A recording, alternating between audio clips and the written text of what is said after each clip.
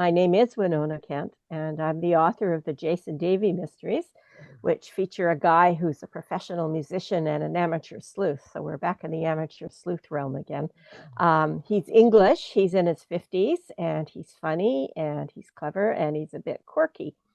And he's the son of a couple of musicians who fronted a major folk pop group in the 1970s, Figgis Green, which loom large in the stories.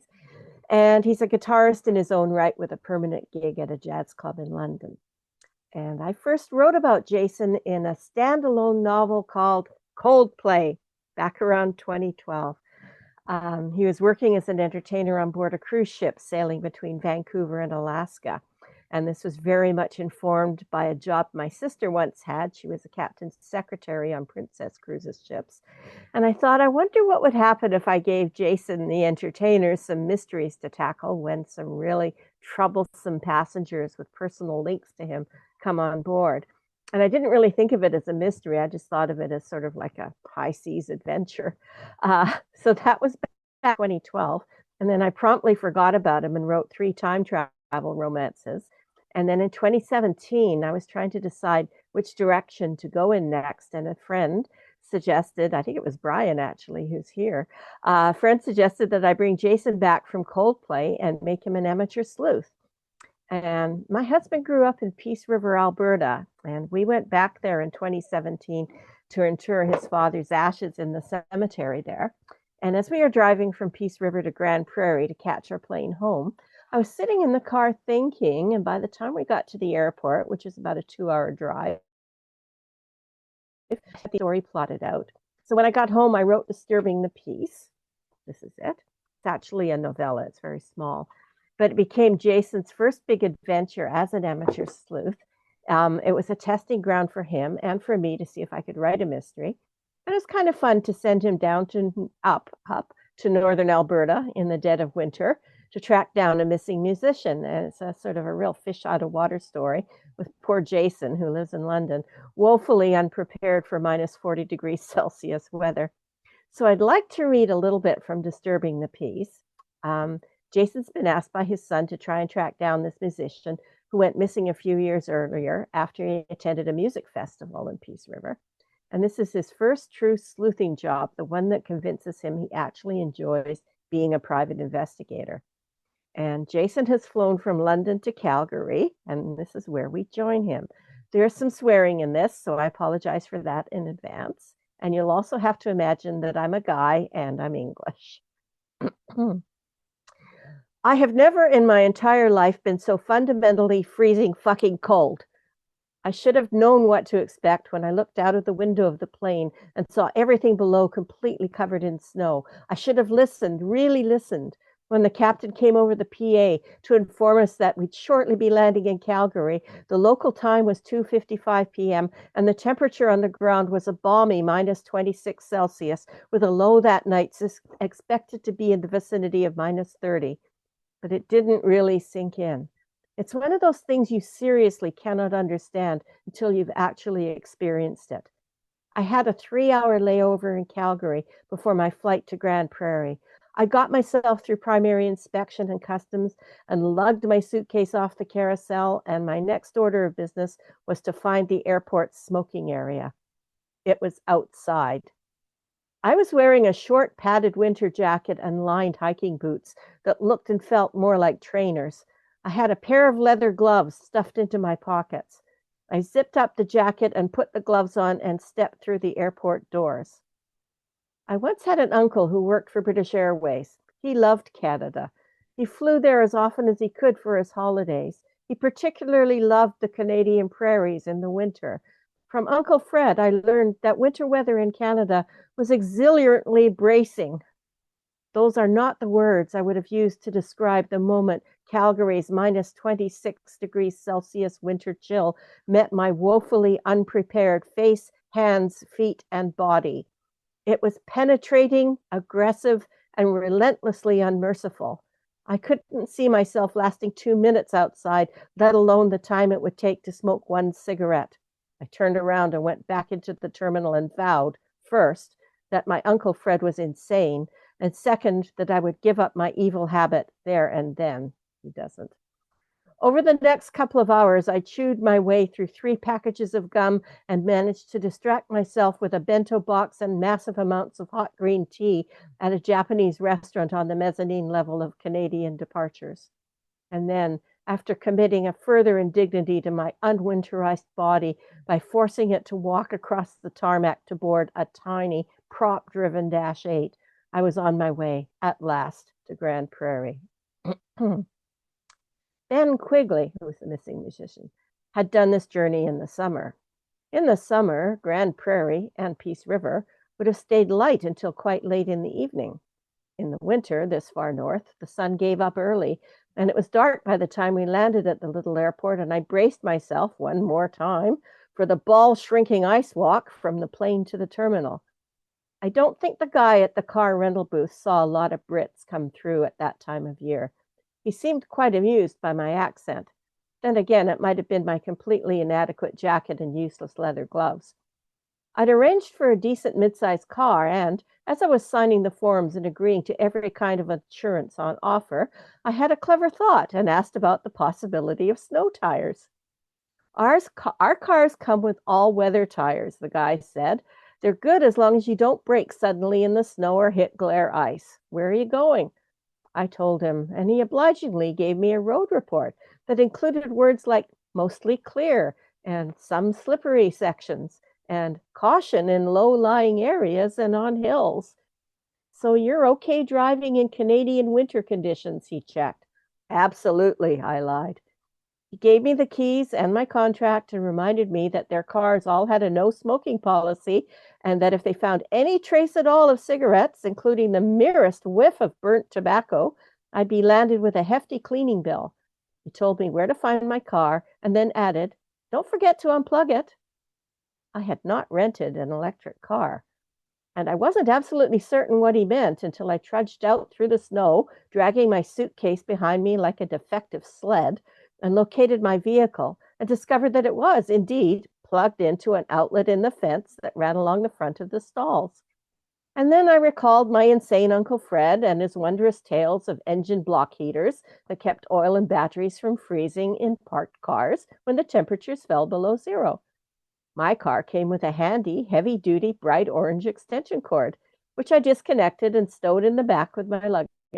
I sat with the engine running and the interior heat blowing full blast for about 10 minutes, trying to warm myself up. And then I set the GPS to navigate me out of the little city and out onto Highway 2. It was about 8 o'clock by the time the lights of Grand Prairie disappeared behind me, and my body and brain were reminding me that it was 3 a.m. in London.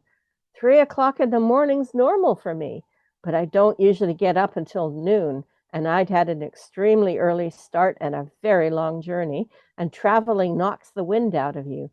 I cursed myself for not letting Katie, who's his girlfriend, who's a travel agent, make my travel arrangements. She'd have sensibly suggested spending the night in Grand Prairie and setting out for Peace River the next day. It was a very long and a very dark drive on the wrong side of the road. The car had Bluetooth, so on my way out of Grand Prairie, I synced the music on my phone and had Ben Quigley's Strat and Figgis Green to keep me company for the first part of the drive, and then Herbie Hancock and Charlie Mingus for the next bit. Other than the occasional truck coming at me in the opposite direction, and a few cars that were spaced out at intervals ahead of me, their rear lights shining red in the blackness, I was on my own. Occasionally, the road, for no apparent reason, angled off to the north, and then back to the east. And even less occasionally, I had to slow down to pass through a settlement of people. Sexsmith, Rycroft. There was an interesting 2-lane suspension bridge at a place called Dunvegan. I saw it lit up by the high beams of my headlamps, and then a long, slow climb out of the valley towards the town called Fairview, which marked the halfway point of the trip. I was in the process of congratulating myself that I hadn't encountered any ice or snow along the way when, all of a sudden, and with no warning whatsoever, the car began to slide. I was going about 100 kilometers per hour, the speed limit. I had microseconds to react and took everything I had not to panic, not to hit the brakes, to remember Uncle Fred's wisely learned instructions for ice driving. Turn your wheels into the skid. I did, and the car gracefully completed a 360-degree turn in the middle of the highway, and after avoiding a spin-off into a snow-filled ditch, came to a complete stop on the other side of the road, facing the oncoming traffic. I sat for a few seconds, listening to my heart pounding, trying to get my breathing back to normal. Then I realized there were bright white lights roaring towards me, and I slid the car back to the other lane 3 seconds ahead of a huge big rig truck that likely would have flattened me if I'd waited any longer. I was in no shape to drive on. I needed a smoke and a pee very badly. I didn't dare stop the engine. I rolled the driver's side window down about 4 inches and literally caught my breath as the freezing night air hit my face. I lit up and blew the smoke out through the gap, then opened the door a crack and tossed the finished cigarette into the snow and extinguished it as I relieved myself. As I closed the window, I caught sight of something I'd only ever seen in pictures and heard about from others. A magnificent burst of northern lights, a glimmering of luminescent that made me think of the peaks and dips on a graphic audio display with much softened edges. They stayed with me for the next 100 kilometers, all the way into Peace River, and then, inexplicably, faded away into the starlit night as I drove into the parking lot of the 12-foot Davis Hotel. The night clerk was friendly and efficient. "You remembered to plug your car in, right?" she checked as she handed me my key card. I had not. I went back outside and retrieved the thick orange extension cord and connected it to the plug hanging out of the car's front grillwork, and then shoved the other end into the outlet. "Gonna be a cold one tonight," the clerk said helpfully, after I'd run back inside, cursing my flimsy English jacket. "-30 in Calgary," I offered. "-23 in the valley," she said. "Almost a heat wave," I agreed. So that's part of him arriving in Peace River. So since Disturbing the Peace, I've written 4 more novels in the series: Notes on the Missing G-String, Lost Time, Ticket to Ride, and finally Bad Boy, which came out last November. This is it. There are also 3 Jason Davey short stories: Salty Dog Blues, which was a finalist in one of Crime Writers of Canada's Awards of Excellence for Best Crime Novella. It's a really long short story. Blue Devil Blues, which takes place just before Disturbing the Peace. And then finally, On the Internet, Nobody Knows You're a Dog, where Jason has to help a young woman who's fallen victim to a romance scammer. The first 2 stories I've just uploaded onto Amazon as little ebooks. So if you've got Kindle Unlimited, you can download them for free. Otherwise, they're in a couple of anthologies. My own short story anthology, which is 10 stories that worried my mother, because they did. And in Sister in Crime Canada West First Anthology, Where Maple Meets Murder. And in an ebook anthology, Last Shot. And the third one about the romance scammer is in Sisters in Crime Canada West Current Anthology, Dangerous Games. This is the old cover. They've got a new one now. So what I'd like to wrap up with is a little reading from Bad Boy, which is the most recent Jason Davey novel. And in this, Jason's just come back from a tour of England, and he's settling back into his ordinary world. He's been touring with his mom's band, the famous Figus Green. And he's thrown into a situation where very reluctantly, he's compelled to track down a collection of musical scores by the famous British composer, Sir Edward Elgar. And the scores were stolen years earlier from Elgar's birthplace museum at the behest of a well-known Soho crime lord, someone Jason knows all too well, as it turns out, because he was in Notes on the Missing G-String. So he's been given a single clue to follow, 6 words: Judy, Wensley Manor, Market Street, Newlydale. Jason is tired. He's in shock as a result of something very bad happening to him in chapter 2, and he feels like he's fallen down a rabbit hole. So this is an excerpt from chapter 4. Jason ends up in the village shop in Newlydale, Derbyshire, which is in the Peak District. The village shop was a 2-story limestone building with a sloping roof. It had large picture windows on either side of its open door, and, providentially, it also had an awning, which was open and providing shelter from the on and off rain. Under the awning were a small metal table set with 2 chairs and a slightly worse for wear wooden bench seat. I went inside and discovered a selection of breads and buns and some interesting cheeses. Some of the bread was sliced. The double Gloucester wasn't. I have to say at this point, he's missed his lunch, so he's trying to find somewhere that he can eat lunch or make lunch. Hello, I said to the lady behind the counter. She had grayish hair cut into a sort of bowl, and she was wearing a black bib apron with a name tag, Mavis. Do you sell knives? I asked. We don't, Mavis replied, taking a step back. I guessed she was alarmed by my appearance, which, by that point, was somewhere between unshaven, swarthy rock god and partied-out roadie who'd spent a rough night on the tiles. More the latter than the former. For eating, I said, not murdering anyone. Plastic forks, spoons.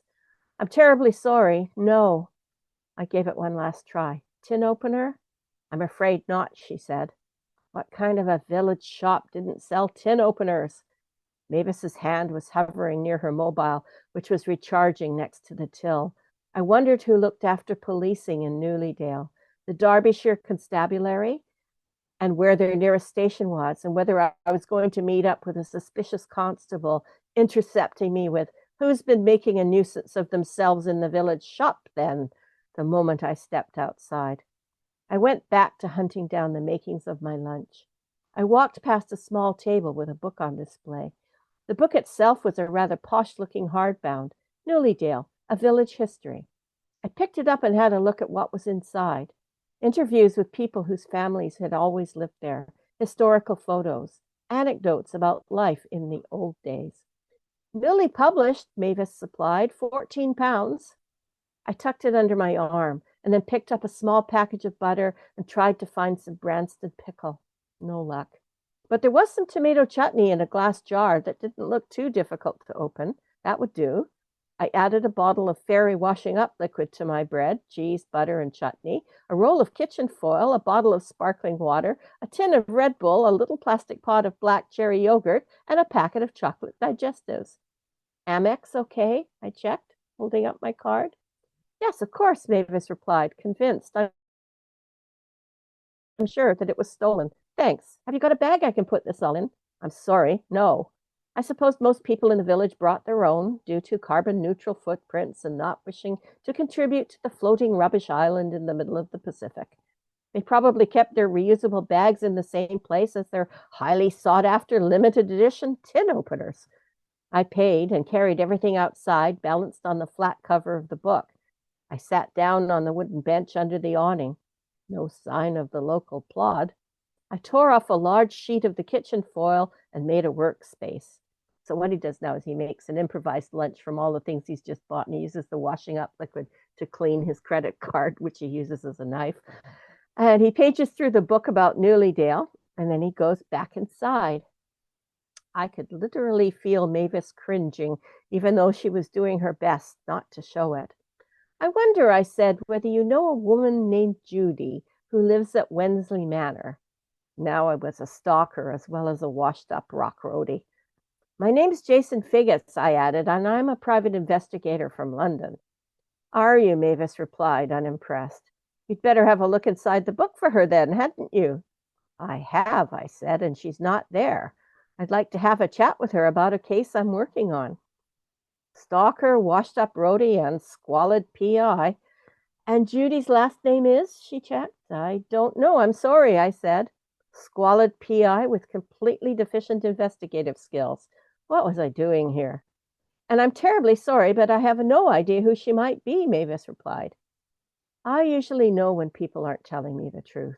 Amateurs, anyway. Professional liars are a bit trickier. But people who aren't used to lying give themselves away with their body language, their eyes, often just their voices. Mavis was not being honest with me. Thank you, I said. Do come again, Mavis replied, definitely not meaning it.